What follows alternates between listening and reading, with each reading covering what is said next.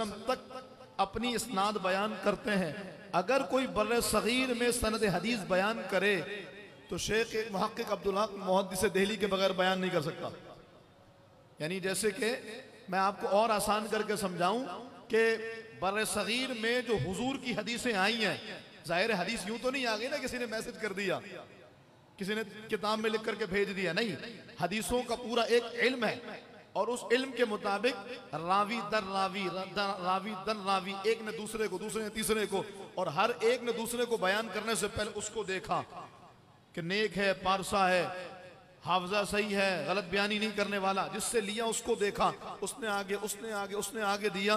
तो बर्रे सगीर में जिसके पास भी हदीस आई है तो वो हदीस पाक का जरिए शेख अब्दुल हक मुहद्दिस दिल्ली रहमहुल्लाह, यानी इनके लिए हमारे उलमा फरमाते हैं गोया कि ये जैसे इमिग्रेशन ऑफिसर होता है ना, कि जब तक एंट्री की स्टंप नहीं लगाएगा आप इंटर नहीं हो सकते, इनकी स्टंप के साथ ही आप एंट्री कर सकते हैं। ऐसे ही बर्रे सगीर में इल्म हदीस, सनद हदीस जो पहुंची वो इन्हीं के जरिए पहुंची है। इतनी बड़ी हस्ती जिन पर अपनों गैरों सबका एतमाद है। शेख मुहक्किक अब्दुल हक मुहद्दिस दिल्ली फरमाते हैं आज की रात यानी शबे विलादत मुस्तफ़ा शबे कदर से भी अफजल है।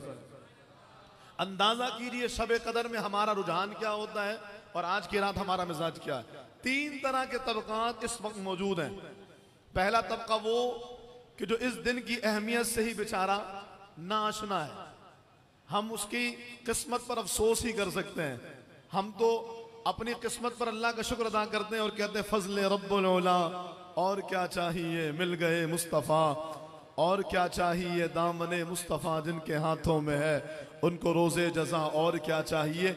लेकिन एक वो तबका है जो बेचारा इस बात से आशना ही नहीं है, उसका सारा जोर इस बात पर है कि ये सेलिब्रेशन नहीं होनी चाहिए, ये अंदाज नहीं होना चाहिए। उसकी बहुत सारी वजूहात बयान की जाती हैं, लेकिन बाबा जी फरमाते थे पेड़ा हो तो फकियाँ और, तो वो मसला कुछ और है, वजह कुछ और है, और मसाइल जो है ना किसी और को सामने रखे जाते हैं।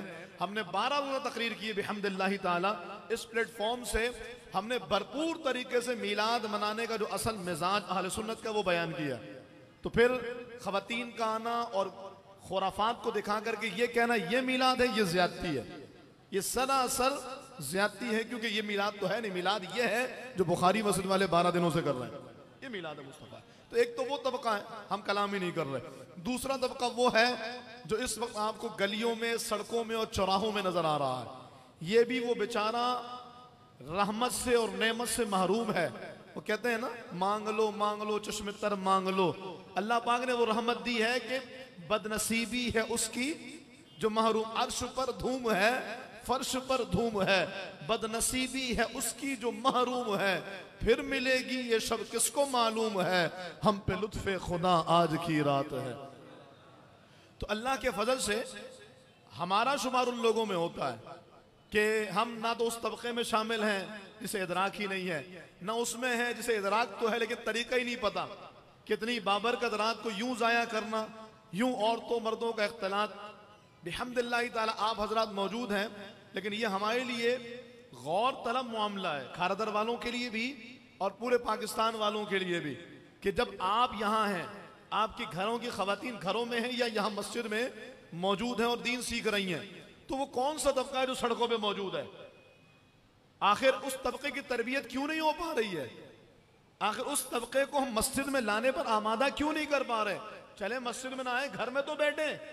रसूलुल्लाह के नाम पर जो लंगर बांट रहा है वो बांट हुजूर के नाम पर रहा है, लेकिन मजाक हुजूर के दीन का उड़ा रहा है। एक पापड़ के पैकेट के लिए, एक बिरयानी के पैकेट के लिए और एक गला खराब करने वाले शरबत को पीने के लिए, मैं बहुत सख्त जुमला बहुत ही एहतियात के साथ बोलूं, किसी भी औरत के बदन के किसी भी हिस्से में हाथ लगा के गुजर जाए, इन्ना लिल्लाहि व इन्ना इलैहि राजिऊन। ए खासान रसूल वक्त दुआ है, उम्मत पे तेरी आके अजब वक्त पड़ा है, जो दीन बड़ी शान से निकला था वतन से। अल्लाह अकबर। मैं अभी रिवायत पढ़ रहा था, एक मरतबा जनाब इमरान बिन हसीन फरमाते हैं कि मैं रसूलुल्लाह सल्लल्लाहु अलैहि वसल्लम के साथ जनाब माँ शहजादी कौनैन के दरवाजे पे गया। मेरे महबूब ने कहा बेटी अंदर आ जाऊं? कहा जी बाबा जान जरूर आइए। मेरे महबूब अलैहिस्सलाम ने कहा बेटी जो मेरे साथ है उसे भी ले आऊं? तो जनाबे माँ शहजादी कौने ने अर्ज की, बाबा एक ही चादर है, बदन छुपाती हूं तो सर खुल जाता है, सर छुपाती हूं तो बदन खुल जाता है। तो बाबा ये तो नामहरम है, तो ये कैसे घर पे है? एक कमरा है। यानी वो हस्तियां कि जिनके नाम लेकर के आज हम जन्नत की जमानत हासिल कर रहे होते हैं, वो हस्तियां जिनके नाम की बरकत से हमारी परेशानियां दूर होती हैं, उनका आलम यह है।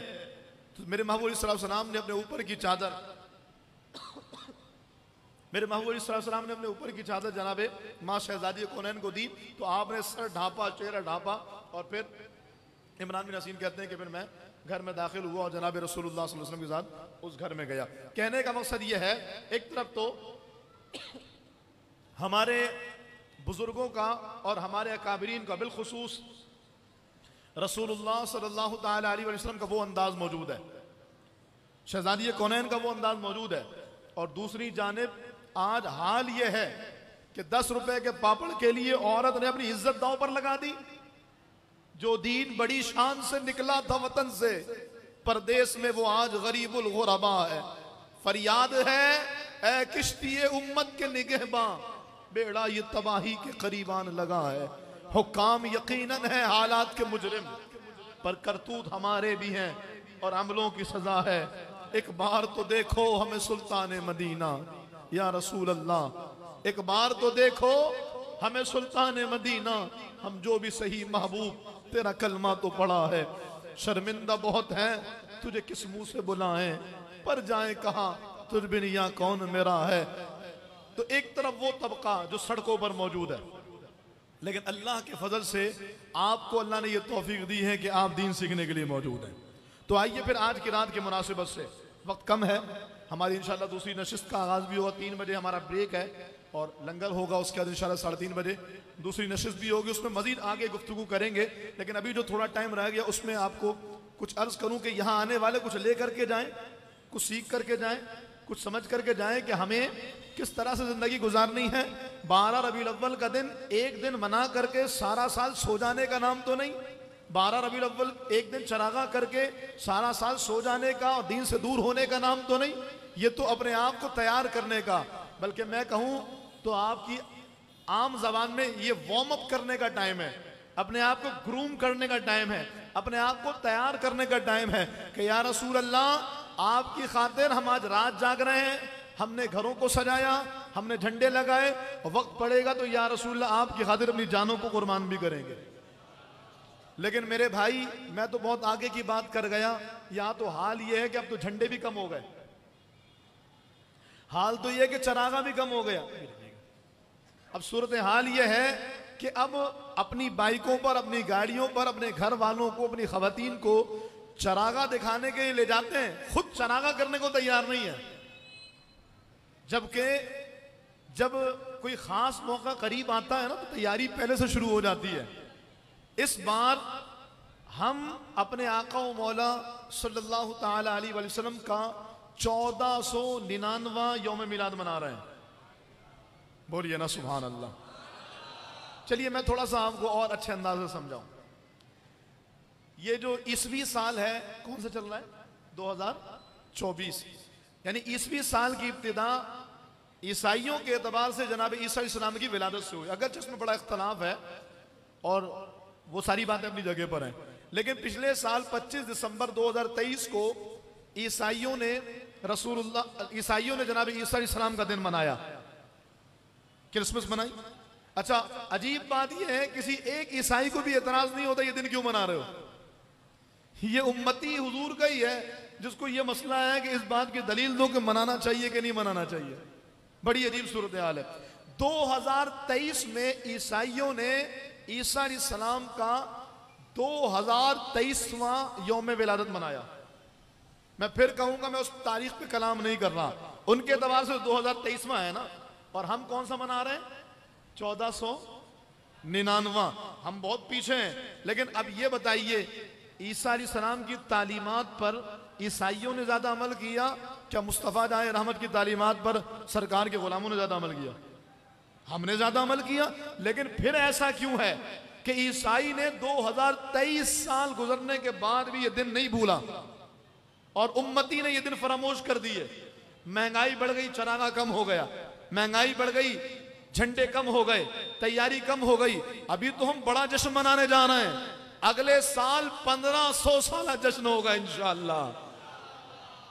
आज से तकरीबन कोई 125 साल पहले जब भरपूर मुनज़्ज़म और बड़ी मजबूत किस्म की तहरीक चली और रसूलुल्लाह सल्लल्लाहु अलैहि वसल्लम की ज़ात से दूर करने के लिए बड़ा भरपूर प्लान तैयार किया गया, इसके बारे में डॉक्टर इकबाल कहता है, ये फाक़कश जो मौत से डरता नहीं कभी, रूह मोहम्मदी इसके बदन से निकाल दो। उस मौके पे इमाम अहमद रजा खान फाजिल बरेली नव्वरल्लाहु मरक़दा ने न सिर्फ भरपूर तरीके से महाज पर मुकाबला किया, बल्कि आपने एक पैगाम भी दिया, क्या? हश्र तक डालेंगे हम पैदाइशे मौला की दुम। जो मेरे साथ है वो हाथ उठा ले, और जो नहीं है तो कोई मसला नहीं, हश्र तक डालेंगे हम मिल के ना। आला का शेर तो याद, हश्र तक डालेंगे हम मिस्ल फारस नजद के कलए गिराते जाएंगे, खाक हो जाए अदू जल कर मगर हम तो रजा, दम में जब तक दम है जिक्र उनका सुनाते जाएंगे। 1500 साल जश्न मनाएंगे इंशाअल्लाह।